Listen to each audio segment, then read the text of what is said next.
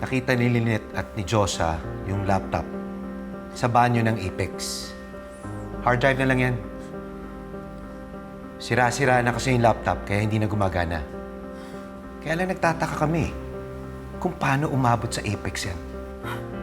That's absurd! Paano mo nasasabi na yan nga ang laman ng hard drive?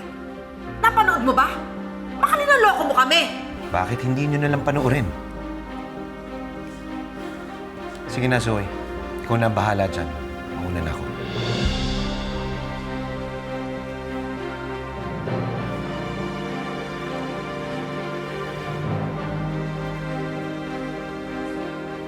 Zoe,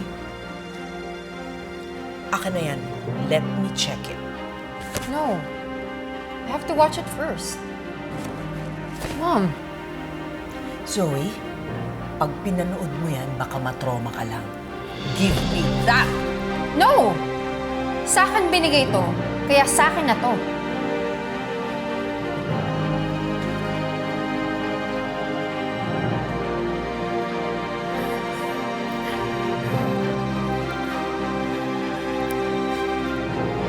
Neri, may problema ako. May nakakuha ng laptop.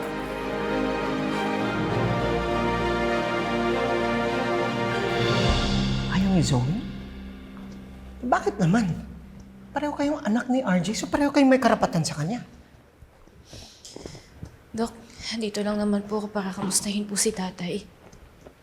Kamusta na po ba siya? Tatapatin na kita, Annalyn, ha?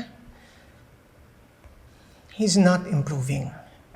Sama talaga nangyari sa kanya eh. It looks like diffuse axonal injury from the severe blunt head injury. That's why I want to see the footage ng pagkakabagsak niya. Para malaman natin kung paano humantong sa ganitong stage.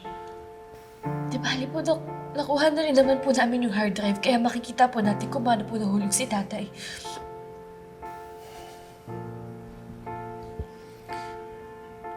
I'm sorry, Annalyn, ha? I know this is very hard for you to take. Ngayon mo lang nakilala ang tatay mo, tapos ngayon, nasa critical siyang sitwasyon. Dok,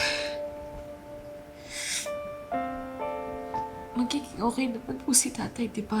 Kasi di ba, gagawin niyo naman po yung lahat para po sa kanya. Dok, alam ko po tayo mga doktor, hindi po tayo Diyos. Pero naniniwala po ako sa milagro, Dok, kaya please gawin niyo po lahat para kay tatay. Don't stop praying. Pero, Annalyn, kailangan mo ihanda ang sarili mo, ha? Dahil kapag sinabi ng nasa itaas na it's time, kahit ang pinakamagaling na doktor walang magagawa.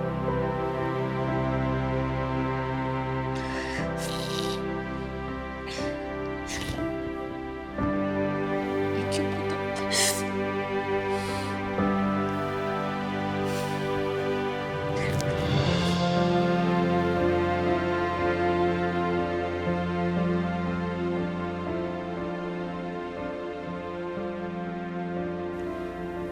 Oy, Cromwell. Maayos ba yung laptop mo? Baka mamaya magluko yan, ha? Siyang Susan, mana sa akin tong laptop na to, hindi nagloloko to. Talaga lang, ha? Lynette, at hindi ka na naman mapakali dyan. Ako nahihilo na naman ako sa'yo. Hindi kasi tinawagan ako ni Michael kagabi. Ang sabi niya, nasa repair shop daw siya. Ano ba usapan nyo? Eh, pupunta po siya ngayon. Dala-dala daw po yung hard drive. Baka na traffic lang. Darating din naman yun. Tagal, ha? Oo, darating yun. Oo, darating rin doon. Parang dito na nga nakatira yun eh. Darating yun. Maayos yan, ha? Maayos naman, oo. Oh! Michael, nasaan na yung hard drive?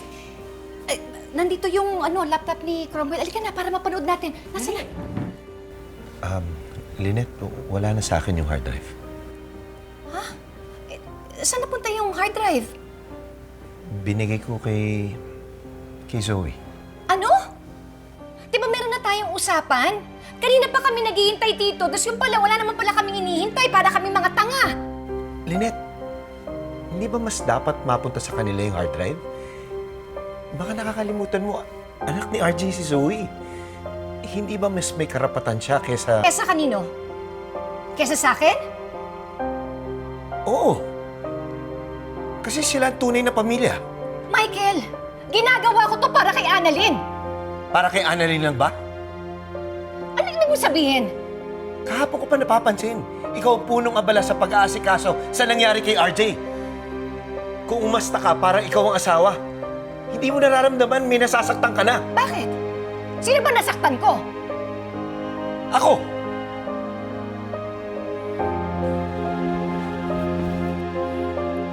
Michael, sandali!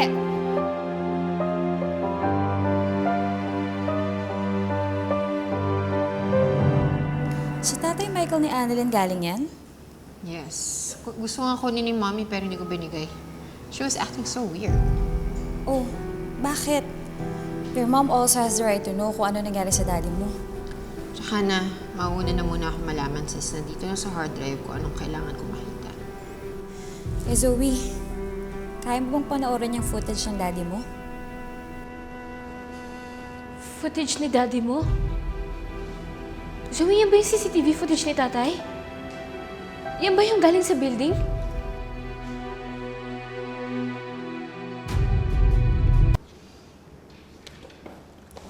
What do you want, Annalyn?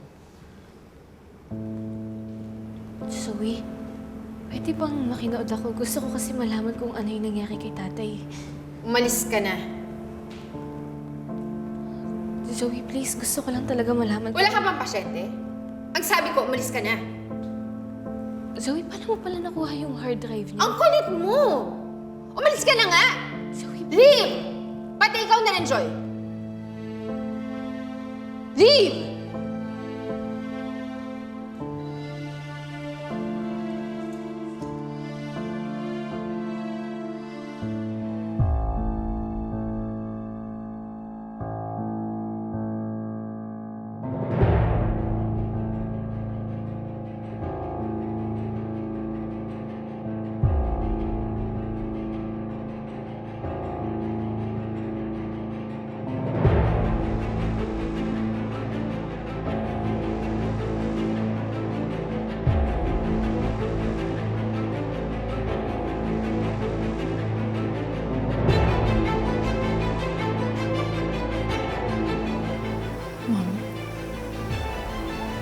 Anong pinag-aawayan nila?